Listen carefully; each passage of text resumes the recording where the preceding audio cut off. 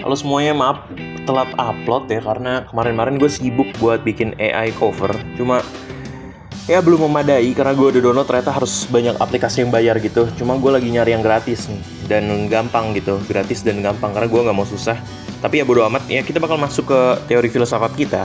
Dan kali ini kita masuk ke filsafat psikologi ya. Dan kali ini kita bakal bahas tentang Sigmund Freud atau Fred, serah. Tapi gue bacanya Freud aja. Nah, jadi menurut Freud, kepribadian seorang itu terdiri dari 3 bagian utama, yaitu id, ego, dan superego. Kita masuk ke sesi struktur kepribadian. Nah, pertama kita bahas tentang id. Id ini kayak si nakal dalam diri kita gitu. Nah, gue bisa kasih contoh, misalnya, lu lagi pengen makan coklat, tapi lu udah tahu kalau terlalu banyak coklat itu nggak sehat. Nah, si id ini bakal ngasih dorongan ke lu buat ya tetap makan coklat tanpa mikirin konsekuensinya. Pokoknya ngikutin nafsu aja. Nah, kedua adalah ego. Ego ini adalah si mikir-mikir dulu. Nah, contohnya, lu pengen makan coklat, tapi ego lu bakal mikir, jangan makan coklat terlalu banyak ya, itu bisa bikin sakit perut. Si ego bakal ngomong kayak gitu. Jadi ego ini adalah yang ngatur biar keputusan lu gak terlalu barbar dan ya lebih rasional. Yang terakhir ada superego. Superego itu kayak pak ustadznya gitu lah, pembimbing moral dalam diri lu.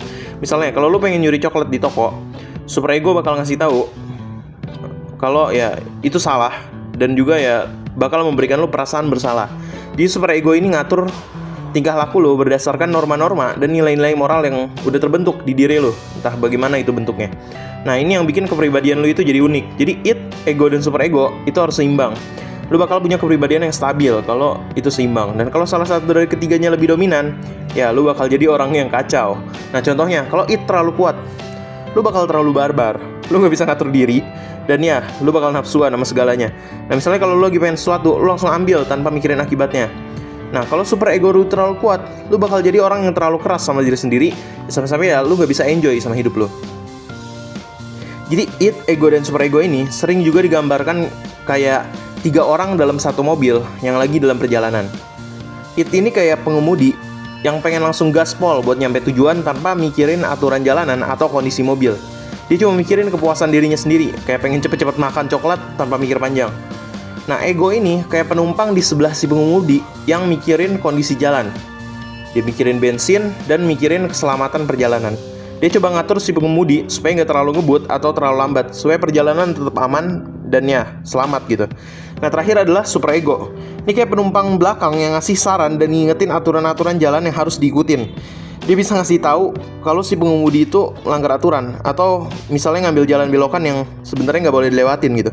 Nah, kalau dalam perjalanan ini, si id dan ego dan juga superego itu bisa kompak dan saling dengerin, perjalanan bakal lancar dan aman-aman aja. Tapi kalau salah satu dari mereka ambil alih kendali atau nggak mau dengerin yang lain, bisa-bisa mobil yang susah diatur ya bisa-bisa juga kecelakaan. Struktur kepribadian ini kayak ngatur dinamika dalam diri lo, biar lo bisa berperilaku sesuai dengan situasi dan nilai-nilai yang ada. Kalau lo bisa bikin ketiga yang seimbang, lo bakal punya kepribadian lebih stabil dan bisa ngelakuin keputusan dengan lebih bijak. Ya, semoga penjelasan ini bermanfaat buat lo. Kalau masih ada saran yang kurang jelas, ya boleh ditanya aja. Nah, jadi intinya struktur kepribadian Freud ini ngebahas tentang bagaimana caranya id, ego, dan superego dalam diri lo berinteraksi buat nentuin perilaku dan kepribadian lo secara keseluruhan. Semoga penjelasannya bisa dipahami ya. Terima kasih telah menonton.